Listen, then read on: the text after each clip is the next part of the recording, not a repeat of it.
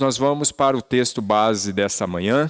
Nós vamos abrir então a palavra do nosso Deus no segundo livro dos Reis, capítulo 5, versículo 1 até o versículo de número 19. Segundo livro dos Reis, capítulo 5, versículo 1 até o versículo de número 19. Lembrando que nós vamos falar sobre Naamã, o milagre da conversão. Naamã, o milagre da conversão. Nós começamos essa lição no domingo passado, então nós vamos concluir nesta manhã.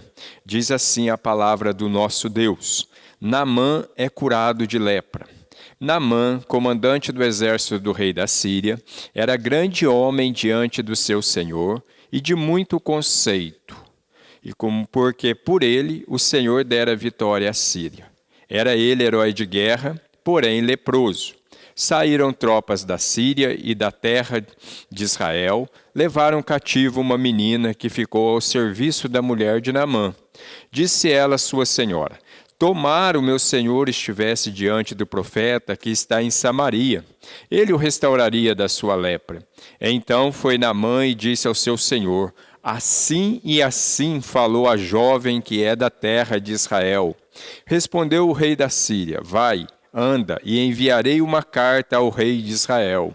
Ele partiu e levou consigo 10 talentos de prata, 6.000 siclos de ouro e 10 vestes festivais. Levou também ao rei de Israel a carta que dizia: logo em chegando a ti esta carta, saberás que eu te enviei Naamã, meu servo, para que o cures da sua lepra.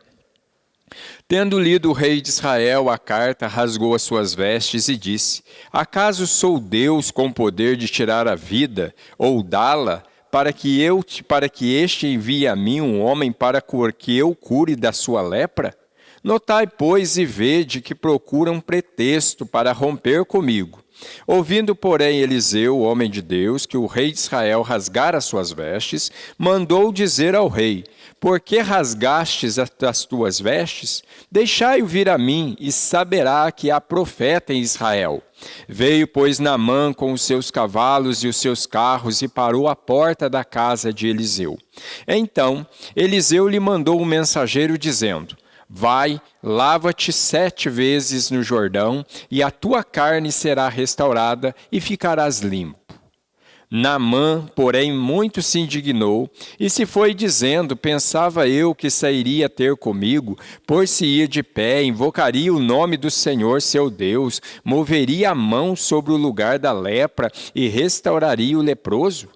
Não são, porventura, Abana e Farfar, rios de Damasco, melhores do que todas as águas de Israel? Não poderia eu lavar-me neles e ficar limpo? E voltou-se e foi com indignação. Então se chegaram a ele os seus oficiais e lhe disseram: meu pai, se houvesse dito o profeta alguma coisa difícil, acaso não a farias? Quanto mais, já que apenas te disse: lava-te e ficarás limpo. Então desceu e mergulhou o Jordão 7 vezes, consoante a palavra do homem de Deus, e a sua carne se tornou como a carne de uma criança, e ficou limpo. Voltou ao homem de Deus, ele e toda a sua comitiva. Veio, pôs-se diante dele e disse: eis que agora reconheço que em toda a terra não há Deus senão em Israel. Agora, pois, te peço, aceites um presente do teu servo. Porém ele lhe disse: tão certo como vive o Senhor, em cuja presença estou, não aceitarei. E estou com ele para que aceitasse, mas ele recusou. Disse Naamã: se não queres, peço-te que ao teu servo seja dado levar uma carga de terra de 2 mulos, porque nunca mais oferecerá a este teu servo holocausto, nem sacrifício a outros deuses, senão ao Senhor.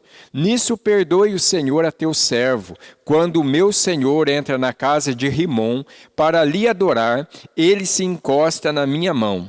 Eu também me tenha de encurvar na casa de Rimom, quando assim entrar na casa de Rimom. Nisso perdoe o Senhor a teu servo. Eliseu lhe disse: vai-te em paz. Que Deus possa nos abençoar e falar ao nosso coração nesta manhã. Irmãos e irmãs, domingo passado nós começamos a ver a questão de Naamã, o milagre da conversão. E só para ponderar aqui e pontuar algumas coisas, nós vimos, por exemplo, que a vida é um milagre de Deus. Nós não podemos esquecer jamais disso. A vida é um milagre de Deus. E então, quando nós olhamos e vemos a conversão, nós precisamos entender também que a conversão, a salvação, a mudança de vida, ela é também um milagre. Por isso que a salvação é pela graça, mediante a fé, em Cristo Jesus. E isso não vem de nós, e nem de obras, para que ninguém se glorie. A salvação é pela graça. É um ato exclusivo de Deus, por isso que a conversão, a mudança de vida é um milagre. E nós vimos então o milagre da conversão na vida de Naamã. Nós vimos primeiramente domingo passado a necessidade do milagre. E aí nós tiramos 3 lições importantes domingo passado. Primeira coisa, que o pecado nos faz necessitar do milagre de Deus. Então, quando nós pecamos, o milagre precisa acontecer na nossa vida. O pecado nos faz necessitar do milagre de Deus. Segunda coisa lição que nós vimos, Deus usa o sofrimento para nos levar até Ele. É aquele velho e bom ditado, se você não vem pelo amor, certamente uma hora você virá pela dor. Mas vimos também que Deus usa pessoas simples e improváveis para realizar o milagre. Quem realiza o milagre é Deus. Nós somos apenas o meio que Deus usa. Tá? Vimos também a busca pelo milagre. Né? E aí, na busca do milagre, nós vimos que Naamã cometeu 2 equívocos e que nós vemos eles bem presentes nos nossos dias. Que o primeiro acharam que Eliseu faria o milagre por causa da ordem do rei.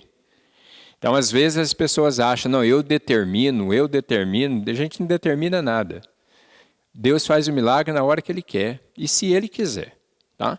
Uma outra coisa que nós vimos também, que pensaram que poderiam comprar o milagre e recompensar o profeta. Né? Algo muito que a gente vê nos nossos dias. Né? Se você me der tanto, nós vamos orar e Deus vai fazer. Isso é compra, isso é pecado, isso não é bíblico. Tanto que Naamã não aceitou. E aí nós vimos então a resistência ao milagre. Nós vimos então que Naamã ele resiste ao milagre. É interessante quando nós olhamos e nós vemos 3 reações dele num primeiro momento. A primeira reação foi raiva. Gente, aquele homem ficou irado. Ele ficou com raiva. Porque como ele mesmo diz, eu esperava que o profeta ia fazer isso, ia fazer aquilo, ia fazer isso e fazer aquilo. Eliseu simplesmente abriu a porta um pouquinho e falou para ele, vai lá, nem foi falar com ele. Mandou um mensageiro, falou, vai lá e fala para ele tomar banho 7 vezes no Rio Jordão. Ele ficou com raiva. Ele ficou com raiva. Uma outra coisa que nós vemos é o orgulho. Ele achava que a questão, por exemplo, ali, feriu o orgulho dele. Afinal de contas, é um comandante, é um alto oficial. O cara não vem nem aqui para falar comigo, não vem nem me receber. Mas nós vimos também a ignorância. Quando ele fala, acaso não são os rios, né, de Damasco melhores do que todas as águas de Israel? Não são mais limpos? Acaso eu não poderia me banhar lá? Isso aqui mostra a ignorância, o poder não está na água. O poder está em Deus. Por isso que a gente sempre fala, cuidado com a água do Jordão, azeite disso, sabonete disso, rosa daquilo, vassoura disso. Isso não tem poder. O poder está em Deus. E Deus não usa muito dessas coisas não, irmãos. Principalmente nos nossos dias. E hoje, então, nós vamos dar continuidade vendo as 2 últimas partes da nossa lição. E a segunda parte é que o milagre aconteceu. Então, em quarto lugar, nós vamos ver que o milagre aconteceu. Naamã estava disposto a voltar para Damasco doente, cavalgando 160 quilômetros. Irmãos, não foi uma viagem fácil. Nós devemos lembrar que era um homem que era leproso. Naamã, então, ele estava disposto, mas resistia a andar 50 quilômetros para ser curado. É interessante quando a gente vê isso. Alguém que tem a disposição de andar 160 quilômetros e voltar doente, mas não ter a mesma disposição para andar 50 quilômetros e ser curado. Assim como Deus usou a escrava, ele também, usou dos oficiais de Naamã. É interessante isso também no texto. E aqui dá uma boa mensagem, dá um bom sermão. Deus usa primeiro uma menina que foi levada como escrava, depois Deus usa um profeta, e depois agora Deus usa novamente homens simples, servos, para abençoar a vida desse homem. E aí então os servos falam, caso se mandasse fazer algo muito difícil, o senhor não faria? Olha só, está mandando só ir lá e tomar um banho, O que ele está dizendo é o seguinte, que mal há nisso? Que mal há nisso? Se mandasse pular de algo, o senhor não pularia? Se mandasse, por exemplo, queimar algo, o senhor não queimaria? O teor da conversa é esse, irmãos. E aí então, Naamã, ele faz o quê? Ele pega e resolve então ir lá.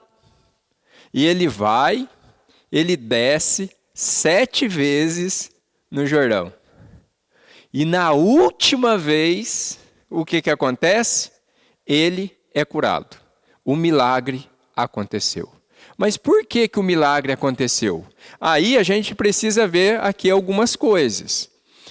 2 coisas aqui chamam a nossa atenção. Por que o milagre aconteceu? Primeiro, ele creu e obedeceu a palavra de Deus. Ele creu e obedeceu a palavra de Deus, irmãos. O milagre aconteceu por força da fé na graça de Deus. O texto que eu acabei de mencionar com os irmãos. Efésios capítulo 2, versículo 8 e versículo 9. Uma pessoa, por exemplo, que ela só se converte quando ela obedece. E ela obedece uma ordem simples de Deus. E a ordem simples de Deus é crer no Senhor Jesus. A ordem de Deus para nós, para a salvação, é que nós precisamos crer no Senhor Jesus. Para o milagre acontecer na nossa vida, nós precisamos crer. E hoje, infelizmente, nós achamos muitos crentes que falam que conhecem a Jesus, falam que amam a Jesus, falam que servem a Jesus, mas não obedecem, não acreditam, não creem. Irmãos, quando nós cantamos aquele cântico lá, rompendo em fé, é algo que nós precisamos botar atenção nele. Nós falamos que se o mar não se abrir, Deus vai fazer andar por sobre as águas. Mas será que nós temos fé realmente? Será que nós acreditamos? Será que nós cremos realmente a ponto de andarmos por sobre as águas? Deus fala para nós. Deus nos ordena a crer, mas crer em Jesus Cristo. Deus nos ordena a obedecer, mas obedecer o quê? A sua palavra. O comentarista Moody, ele diz o seguinte: ele perdeu a calma, perdeu o orgulho e perdeu a lepra. Esta costuma ser a sequência pela qual pecadores orgulhosos e rebeldes são convertidos. Veja bem o que Moody fala. Ele diz o seguinte, olha só, ele perdeu a calma, perdeu mesmo. Ele perdeu o orgulho, perdeu mesmo. Aquele homem orgulhoso agora vai entrar na água. Ele perdeu principalmente o quê? A lepra. Esta costuma ser a sequência pela qual pecadores orgulhosos e rebeldes são convertidos.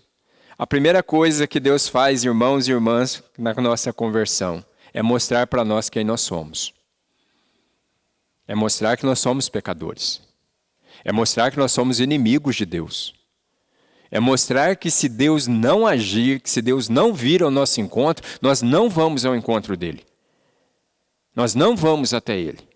E a Bíblia está cheia de exemplo disso. E o maior exemplo de todos, que é o primeiro, é o de Adão. Adão e Eva, quando pecaram, eles não buscaram a Deus para reconhecer o seu pecado, eles não buscaram a Deus para pedir perdão, pelo contrário. Eles tentaram resolver as coisas por si próprio, como nós muitas vezes tentamos fazer. Até que Deus vai lá e faz o quê? Deus vem até eles. Quem toma a iniciativa de vir é Deus. E quando Deus vem, eles fogem, eles escondem. E sabe por que eles escondem? Porque o pecado faz isso, o pecado nos leva a ter vergonha de quem nós somos diante de Deus. E Deus então providencia todas as coisas. Deus providenciou o cordeiro, Deus expulsou o homem do jardim para que não comesse da árvore da vida.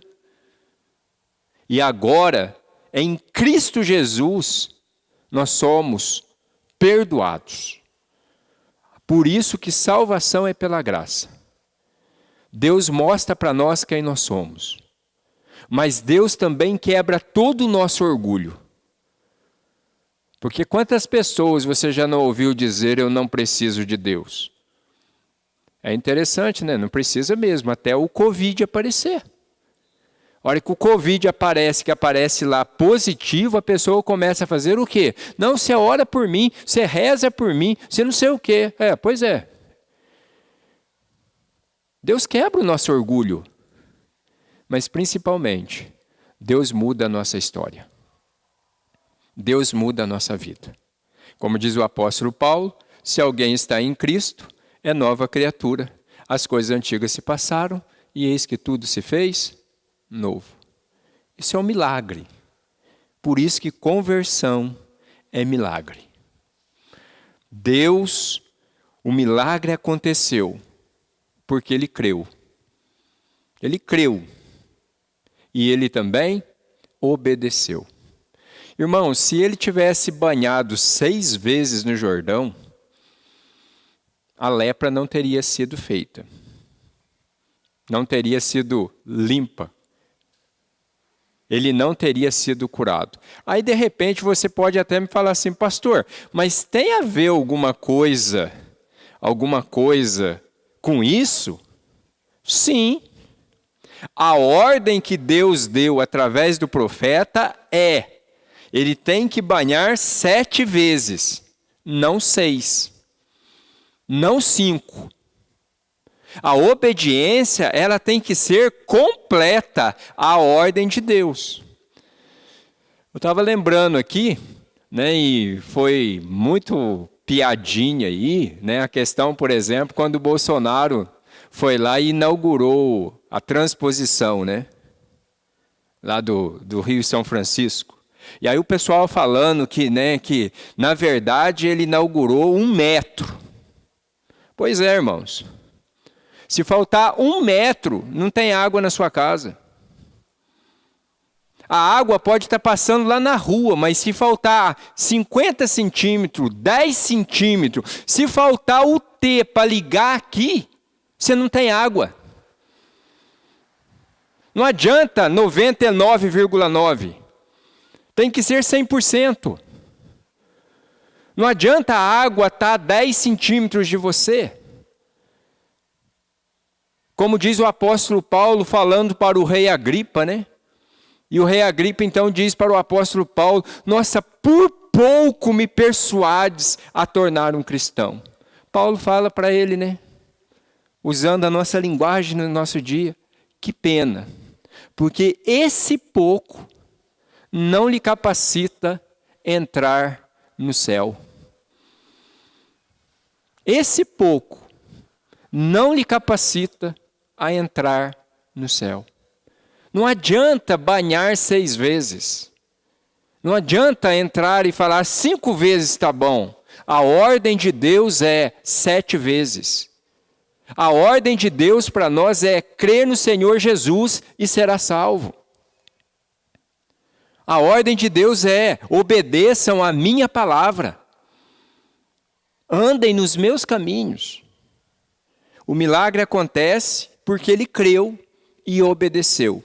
Ele não fez 5 vezes. Ele não fez 6 vezes. Mas diz o texto que na 7ª vez ele sai limpo. Mas uma outra coisa também que o milagre aconteceu. Porque Deus quis curá-lo. Deus quis. Irmãos, nós precisamos entender isso.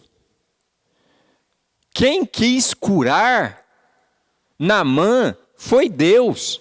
A cura não está na água. A cura está em Deus. Deus cura quem Ele quer. Deus cura do jeito que Ele quer. E é interessante quando nós olhamos, por exemplo, para o Evangelho de Lucas, e lá ele registra o seguinte, que havia também muitos leprosos em Israel nos dias do profeta Eliseu, e nenhum deles foi purificado, senão Naamã o sírio. Você encontra isso em Lucas capítulo 4, versículo 27. Era só Naamã que era leproso? Não.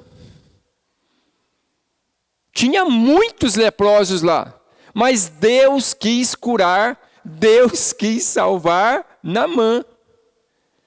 E é como eu sempre digo, Deus salva quem Ele quer, aonde que Ele quer, do jeito que Ele quer. Deus salvou você. Deus alcançou você. Deus quis curar Naamã. E de repente Deus quer curar você.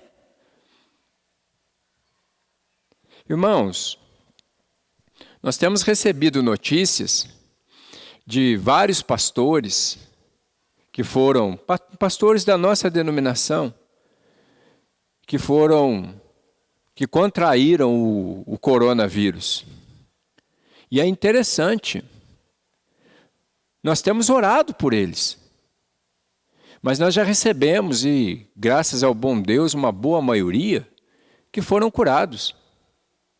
Mas nós recebemos também a triste notícia de outros pastores que morreram, que faleceram. Aí de repente você fala, mas por que Deus curou esse e não curou esse? Simples, porque Deus quis. Deus cura quem Ele quer.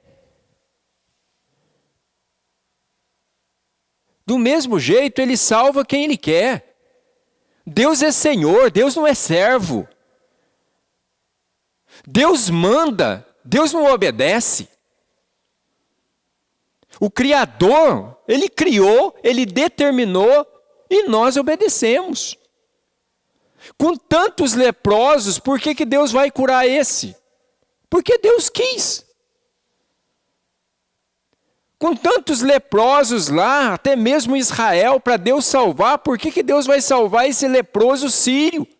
E ainda mais, que trazia derrota para Israel. Simples, Deus quis.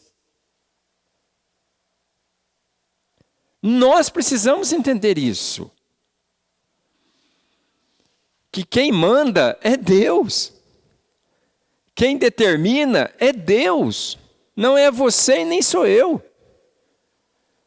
A nós cabe o orar, o clamar, o pedir, para que Deus use da sua misericórdia, da sua bondade, para com as nossas vidas.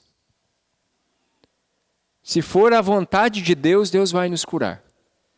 Se não for também, nós vamos continuar a glorificar a Deus. Porque o crente verdadeiro, o cristão verdadeiro, adora a Deus em todas as circunstâncias. Lembramos aqui novamente de Paulo. Paulo pediu por 3 vezes para Deus tirar o espinho da carne. Deus chega e fala para ele o quê? A minha graça, na última vez, a minha graça te basta. Deus não livrou Paulo do espinho. Mas Deus acompanhou Paulo, Deus continuou com Paulo todos os dias até a consumação do século. E é esse mesmo homem que Deus não tirou esse espinho, que fala que nada pode nos separar do amor de Deus que está em Cristo Jesus. E ele fala que não é doença, não é enfermidade, não é a fome, não é o perigo, não é a espada. E ele fala que nem a morte pode nos separar do amor de Deus que está em Cristo Jesus. Se for a vontade de Deus nos curar, Ele vai nos curar. Se não for também, nós vamos continuar a servir, vamos continuar a amar e vamos continuar a adorar o nosso Deus. Deus curou Naamã porque Ele quis. Ele quis curar. E é interessante também, irmãos, né, que quando a gente olha para a época de Jesus, Jesus também curou, né, um leproso. O texto diz assim, Marcos capítulo 1, versículo 40, versículo 42. Aproximou-se dele um leproso, rogando-lhe de joelhos: se quiseres, pode purificar-me. Jesus, profundamente compadecido, estendeu a mão, tocou e disse: quero, fica limpo. No mesmo instante, lhe desapareceu a lepra e ficou limpo. Jesus não mandou ele banhar 7 vezes. Ele chega e ele fala: Senhor, se tu quiseres, pode me purificar. E Jesus olha para ele, se compadece dele e fala assim: eu quero. Fica limpo. E no mesmo instante ele ficou. Irmãos, a conversão, assim como a cura, é um ato soberano de Deus. Não fica aí perguntando no seu coração quem pode e quem não pode ser salvo. Isso pertence a Deus. Ao invés de ficar perguntando aí no seu coração, o que você tem que fazer? Prega o Evangelho. Nós somos chamados para pregarmos o Evangelho. Não para ficarmos perguntando quem é salvo e quem não é. Quer saber se é salvo? Prega a palavra. Quer saber se vai ser um eleito de Deus? Prega para ele. Como diz um irmão, né, aqui da igreja, uma vez ele chegou para mim e falou assim: pastor, eu acho que o senhor é arminiano. Eu falei: você está certo. Ele se assustou. Sério mesmo? Eu falei: lógico, é. Eu sou arminiano em pé, calvinista no joelho. Eu prego como se todo mundo fosse salvo. Mas eu creio que somente os eleitos serão salvos. Bom, eu prego o Evangelho para todo mundo. Essa é a ordem que Deus me deu. Mas eu sei que somente os eleitos é que serão salvos. Por isso, irmãos, que eu não fico triste. Fico, ai meu Deus, né? Ai. Quando alguém fala para mim: eu não quero saber de Jesus, eu não quero saber de Deus, eu não quero saber disso. Isso não me entristece. Pelo contrário, eu continuo a orar. E na hora que essa pessoa me dá a oportunidade, eu falo de Jesus para ela de novo. Enquanto ela for viva, há esperança. Mas eu não posso recuar, eu não posso ficar achando que essa pessoa está me perseguindo, que ela está brava comigo. É com o Evangelho. Então prega o Evangelho. Se ela se converter, bem-vindo, é um eleito, né? Um pastor holandês chamado Leonard Schalkwijk, não sei bem como se pronuncia, ele escreveu um livro chamado A Confissão do Peregrino. Muito interessante, falando sobre a doutrina da predestinação.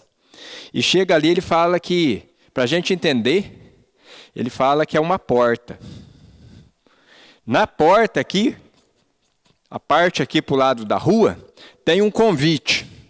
E o convite está escrito bem grande assim: vinde a mim, Todos que estáis cansados e sobrecarregados, vinde a mim. Esse é o convite. Vinde a mim. As pessoas passam, olham para esse convite, seguem a sua vida. Em contrapartida, tem aquele que vem, para, olha e fala, esse convite é para mim. E ele entra. E quando ele passa essa porta, quando ele está na parte de dentro, que ele volta, tem uma outra plaquinha na porta. Bem-vindo, eu te escolhi antes da fundação do mundo. O convite é para todos, mas a salvação é para os eleitos.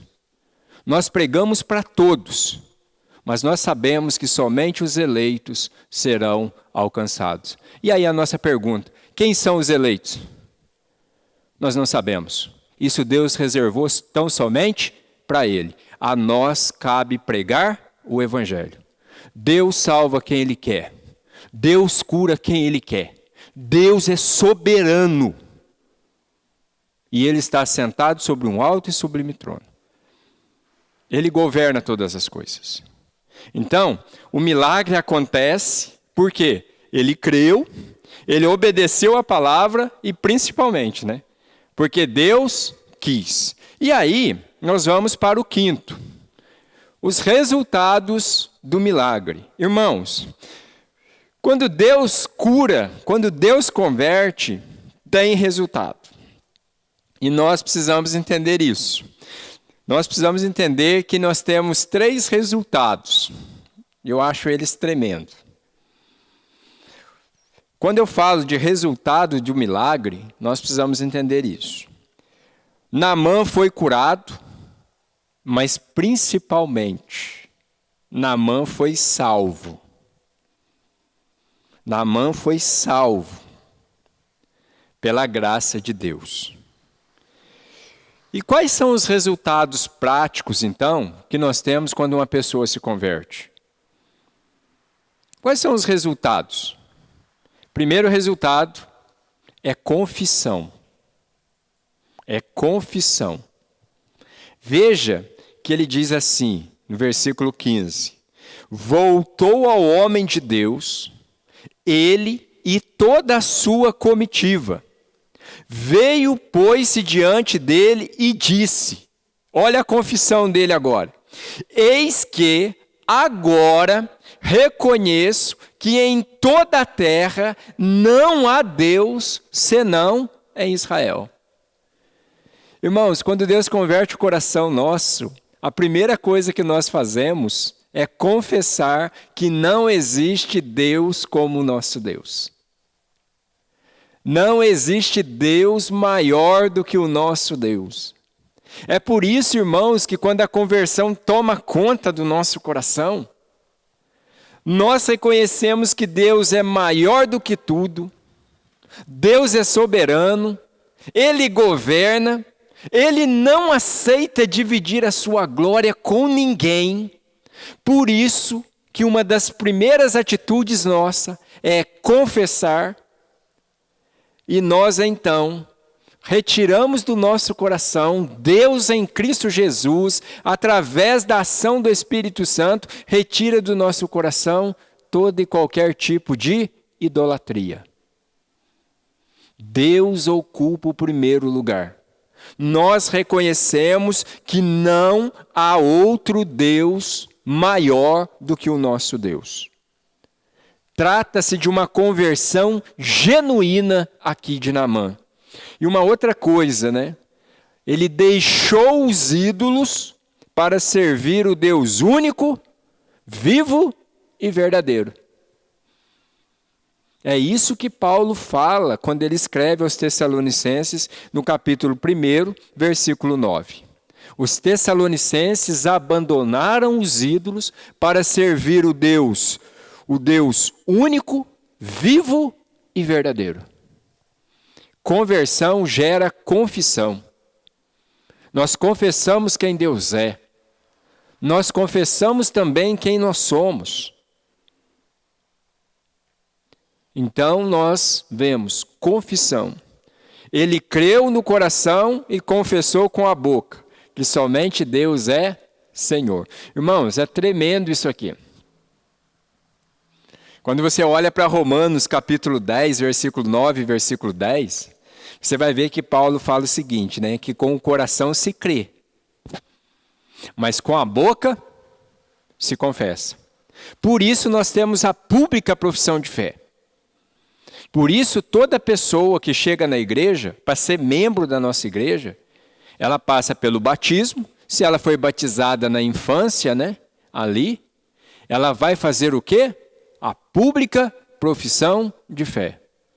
Isso pai, mãe, tio, vô e vó, o responsável por ela não pode fazer. A decisão é dela. Ela creu.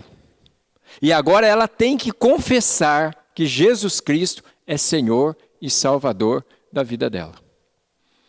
Por isso, quando nós recebemos um irmão, uma irmã que vem de uma igreja batista, de uma igreja metodista, né, de uma igreja genuinamente evangélica, nós não rebatizamos ela.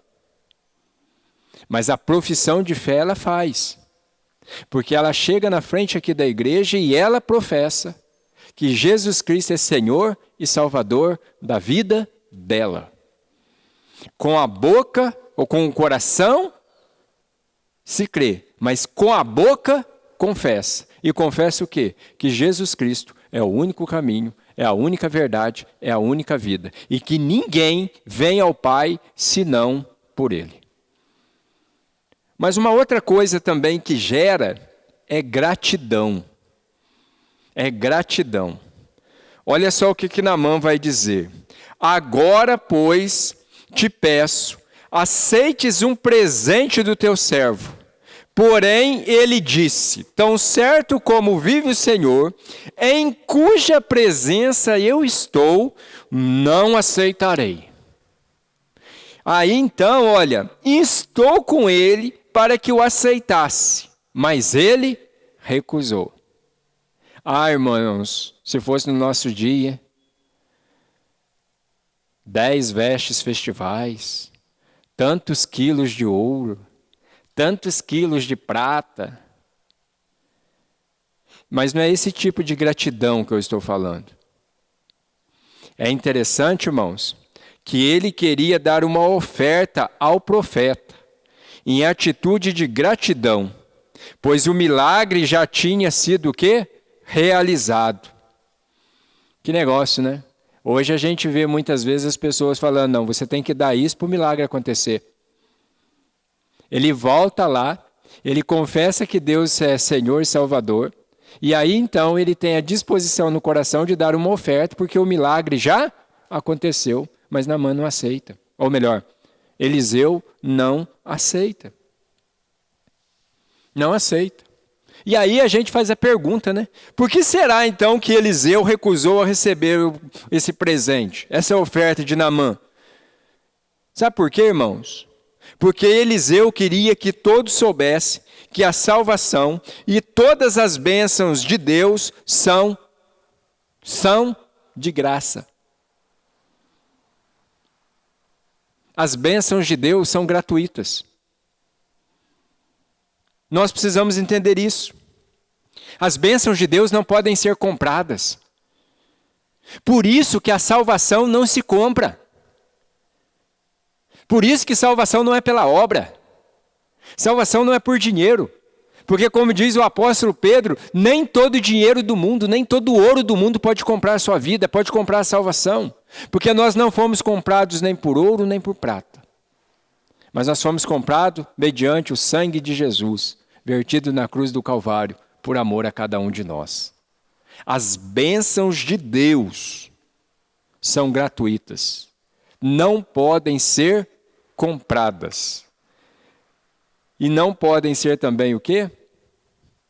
Induzidas, né? Eu te dou isso se você me der isso. Deus não age assim. Eu tenho visto esse negócio de fazer desafio com Deus. Crente não faz desafio com Deus. Nós não fomos chamados a desafiar. Nós fomos chamados para confiar e obedecer.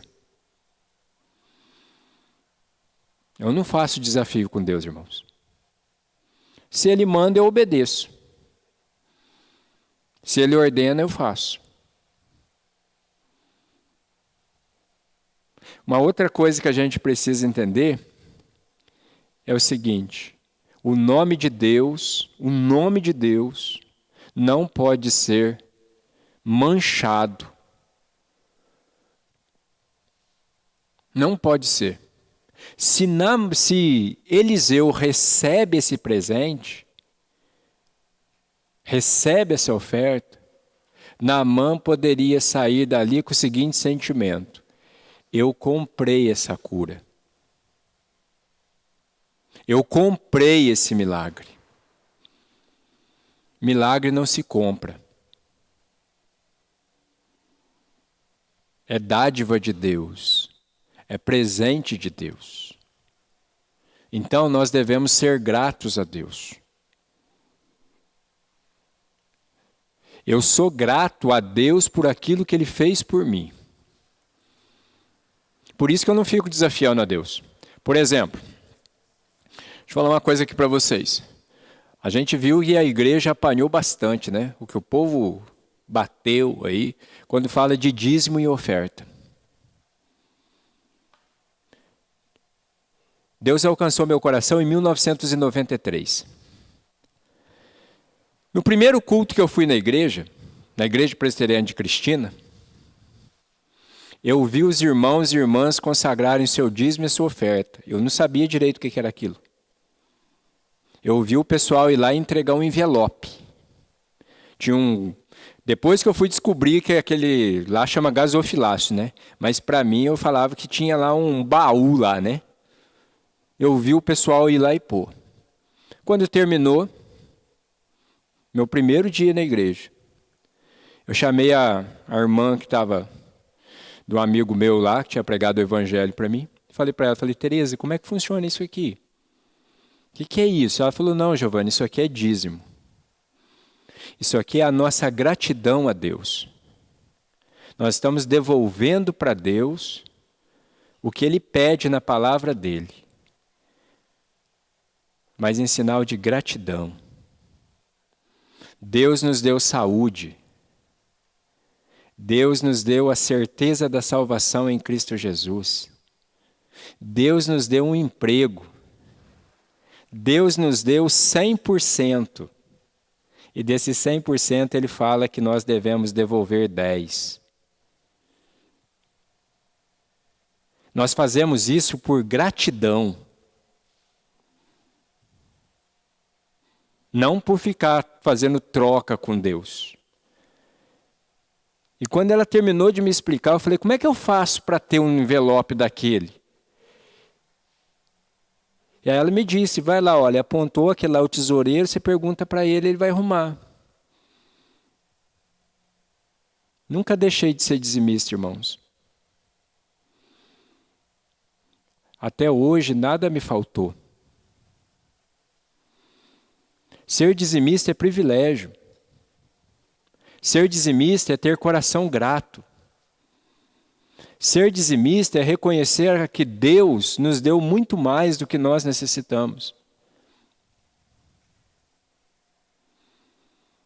Gratidão é isso. Agora é triste quando você vê a pessoa falando que ela vai dar, que ela vai ofertar. Se Deus fizer. É interessante, nós somos ensinados à luz da palavra a dizimar depois que Deus fez. Você recebeu o seu salário. Você recebeu o fruto do seu trabalho. Deus te abençoou. E Deus então agora vai lá e fala o seguinte, aquilo que me pertence você me devolve.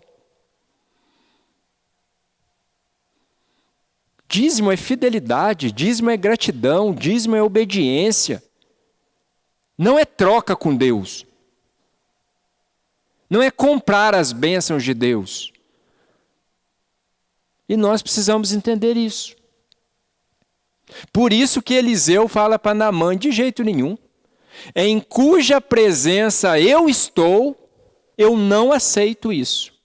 E Naamã insistiu. E ele falou, não aceito. Vocês vão continuar a leitura em casa, e vocês vão ver que Geazi foi atrás, né? Geazi pegou lá tudo aquilo que era para Naamã. Voltou feliz, né? Achando que tinha resolvido a vida dele. E de repente, Eliseu olha para ele e fala: Geazi, o que você fez? Você foi atrás do Naamã?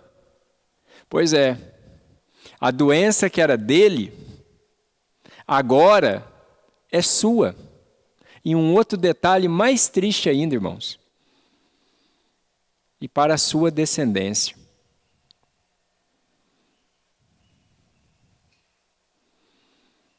Deus nos abençoa com muito mais. Mas quando nós resolvemos ficar com aquilo que pertence a Deus, nós precisamos entender também que nós estamos furtando. Por isso eu quero dizer para você nessa manhã, nós somos chamados para confiarmos em Deus. E somos gratos. Ele nos salvou. Ele nos salvou. Em Jesus Cristo, Ele nos salvou. Irmãos, não tem gratidão maior. E aí, terceira e última coisa aqui do resultado, o primeiro é confissão, o segundo é gratidão, e o terceiro é compromisso. Compromisso. Disse Naamã, no versículo 17, se não queres, peço-te que ao teu servo seja dado levar uma carga de terra de 2 mulos, porque nunca mais oferecerá a este teu servo holocausto, nem sacrifício a outros deuses, senão ao Senhor. Irmãos, em primeiro lugar aqui, Naamã acreditava que Deus habitava na terra de Israel. Por isso, ele pede para levar um pouco da terra. Irmãos, nós estamos lidando aqui com alguém que acabou de converter. Nós estamos lidando aqui com um recém-nascido na fé. E é por isso que quando as pessoas, Deus salva e elas vêm à igreja, a gente escuta algumas coisas que a gente fala assim, não, mas isso é absurdo. É recém-nascido. E cabe a nós, os mais velhos, como diz, os espirituais, a guiar esses irmãos e irmãs que são novos na fé. É interessante que Eliseu fala, tudo bem, leva. Mas nós sabemos que Deus não habita só em Israel. Mas quando você olha para os Salmos, você vai ver bem isso. O Salmo 137 fala o quê? Às margens dos rios da Babilônia nos assentávamos e chorávamos, lembrando-nos de Sião. Pois os nossos, o pessoal que nos capturou, nos pediam que cantássemos canções de Sião. Como nós entoaríamos as canções de Sião em terra estranha? E chegam ainda a falar que seque o meu paladar, se eu de ti, ó Jerusalém, me esquecer. Irmãos, a cabeça desse povo que está no cativeiro é que Deus não está presente com eles. Deus está presente em Israel, em Jerusalém. Aí quando você olha para o Salmo 138, já melhora um pouquinho. O salmista no Salmo 38 diz assim, que na presença dos poderosos cantaremos. Opa, peraí. Melhorou, mas não melhorou tanto. Mas quando você chega no Salmo 139, aí você vai ver a melhora completa. Como Davi escreve, para onde fugirei da tua presença? Se subo aos céus, lá estás. Se desço no mais profundo do abismo, lá estás também. Ou seja, o salmista nos mostra que Deus está presente em todos os lugares. O apóstolo Paulo escrevendo, falando com os crentes, com o povo de Atenas, ele diz que Deus está perto de nós, que Deus está em nós e Deus se move em nós. Ou seja, Deus não é Deus só na cidade, só em Israel. Deus é Deus em qualquer lugar do mundo. Deus está presente em todos os lugares. Como diz Provérbios, né? Os olhos do Senhor estão em todos os lugares, contemplando os bons e os maus, para dar a eles o seu devido fim. Mas uma outra coisa também que esse texto fala de compromisso, é que Naamã explicou para o profeta que, em certas ocasiões, ele teria que ir até o templo do deus Rimon, para ajudar quem? O rei da Síria. Então, quando o rei da Síria ia lá para ajoelhar diante de Rimon, ele levava Naamã. E diz o texto, né, que Naamã segurava, ajudava ele a ajoelhar. Então, automaticamente, Naamã ajoelhava. E aí, então, Naamã diz então para Eliseu, né, que ele estaria lá, ajoelhado, mas o seu coração somente adoraria a Deus. E aí ele fala o seguinte: e desde já eu peço perdão a Deus, por eu ter que ajoelhar, ainda que o meu coração não esteja lá, ainda que a minha fé não esteja lá. Irmãos, isso é compromisso. O compromisso me leva a adorar a Deus aonde eu estou. O compromisso me leva a defender o nome, a honra e a glória de Deus aonde eu estou. É por isso que esse é o nosso grande desafio hoje. E quero dizer algo. O nosso grande desafio hoje é ser cristão verdadeiro dentro de uma igreja evangélica que perdeu a visão do que é o evangelho. Nós vivemos aí o evangelho coach. Nós falamos aí do evangelho que só prega que você é bom, que você é isso, que você é aquilo, que você é isso, que você é aquilo. Como eu falei domingo, né? Você é o ouro de Ofir, né? E fala que é o ouro mais puro. Irmãos, a canção é maravilhosa. A canção é maravilhosa. Mas para ser o ouro mais puro de Ofir, você tem que ser purado. Né? Você tem que passar pelo fogo ali para tirar todas as impurezas. O crente quer ser o ouro puro de Ofir, mas não quer passar pelo fogo. Não quer passar pela purificação. Deus purifica os seus filhos. E nós somos chamados a esse compromisso.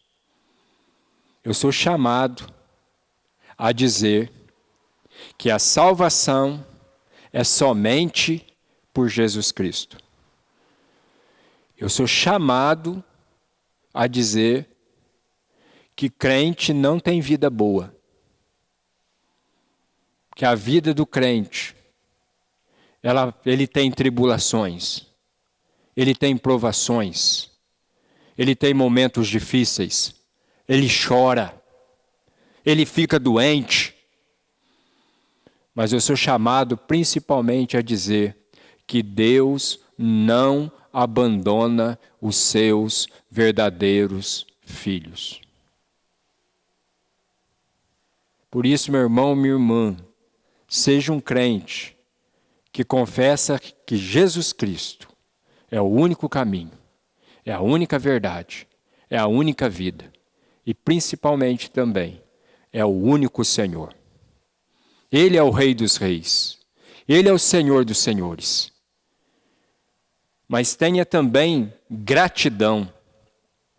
Seja grato a esse Deus que salvou você. Seja grato a esse Deus que em Cristo Jesus tem suprido todas as vossas necessidades. Seja grato a esse Deus que mesmo nos momentos mais duros da sua vida, Ele não te abandona, pelo contrário, Ele está lá com você. Seja grato a Ele. E seja também um crente compromissado com Deus e com a sua igreja. Eu louvo muito a Deus pela vida de vocês que estão aqui, viu? Porque nesse domingo frio, né, com transmissão aí online, como diz o nosso irmão Felipe, uma coberta, um chocolate quente e falando o quê? Amém! Glória a Deus, pastor. Mas, irmãos, nós somos chamados também a voltarmos a estar juntos aqui na igreja. Eu quero dizer o seguinte, né? Aqui, estamos com um bom grupo aqui, mas temos lugares vagos. Em compensação, para o culto à noite, não temos mais. Então, já está cheio aqui. Então, você que quer participar da escola dominical e do culto à noite, domingo que vem, é só entrar em contato conosco, né? Manda lá, pastor, eu quero participar. Escola dominical, culto à noite, e a gente vai agendar. Nós ainda estamos, né, irmãos, com 22 lugares aqui, contando com o diácono que vai ficar lá fora, né, coitado. Coitado do nosso irmão diácono, né? Aí. Mas é muito bom a gente ver. A nossa grande luta vai ser retomar, vai ser levantar cedo, nos preparar e nos alegrarmos, olhando para os nossos filhos, para a nossa família e dizendo: alegrem-se, vamos à casa do Senhor. Que Deus possa nos abençoar nessa manhã. E que nós possamos aprender com Naamã. E eu quero concluir usando o final da revista que diz assim: Eliseu disse a Naamã: vá em paz. Trata-se de uma bênção que era dada aos viajantes todas as vezes que partiam. Ele chegou doente e partiu curado. Ele chegou orgulhoso e partiu quebrantado. Ele chegou inútil e voltou como missionário de Deus na Síria. E tudo isso graças a uma missionária que Deus, na sua infinita sabedoria, plantou na casa de Naamã, que é aquela jovem que nós não sabemos o nome, que nós não sabemos a sua história, mas nós sabemos uma coisa: era alguém que amava a Deus acima de tudo e em todos os lugares. Tomara o meu Senhor estivesse na presença do profeta, que há em Israel, ele o restauraria da sua lepra. Sejamos, irmãos e irmãs, missionários aonde Deus nos colocou. Deus chamou você para pregar o Evangelho. Converter é com Ele. Vamos curvar as nossas cabeças, vamos orar? Senhor, nós queremos, ó Pai, nessa hora te louvar e te agradecer, ó Deus, por essa manhã. Te agradecer, ó Deus, pela vida dos irmãos aqui presentes, pela vida também, Pai, dos irmãos que nos acompanham pela internet. Que o Senhor derrame graça e maravilhas, ó Pai, sobre a nossa vida. Mas acima de tudo, ó Pai, que nós possamos ser compromissados com o Senhor. Que nós possamos, ó Pai, ter um coração grato ao Senhor. E que nós possamos também, Pai, confessar que o Senhor é o único que é digno de todo louvor, de toda honra e de toda glória.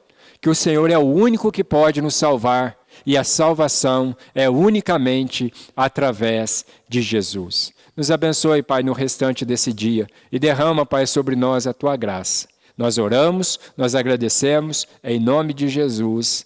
Amém. Para você que está aí nos assistindo, né, fica aqui o nosso abraço e o convite para você nos acompanhar aí hoje à noite, às 20 horas. Ok?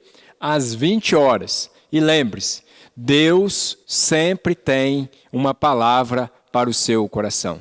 Nosso abraço a todos e um bom domingo.